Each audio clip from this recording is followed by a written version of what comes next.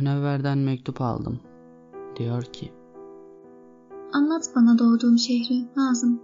Sofya'dan pek küçükken çıkmışım ama Bulgarca bilirmişim. Sofya nasıl şehir? Dinlerdim anamdan. Sofya ufacıkmış. Büyümüştür. Düşün. 41 sene geçmiş. Bir park Boris varmış o zaman. Dadım sabahları götürürmüş beni. Sofya'nın en büyük parkı olacak. Orada resimlerim çekilmiş. Durur. Bol güneşli, bol gölgeli bir park. Git, orada otur. Belki rastlarsın önünde oynadığım sıraya. Ama sıralar 40 yıl dayanmaz ya. Onlar da çürüyüp değiştirilmiştir. En iyisi ağaçlar. Ağaçlar onlardan uzun yaşar. Git orada en yaşlı kestanenin altına otur bir gün. Her şeyi unut. Ayrılığımızı bile.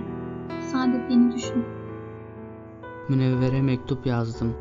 Dedim ki: ağaçlar duruyor, eski sıralar ölmüş. Park Boris, Hürriyet Parkı olmuş.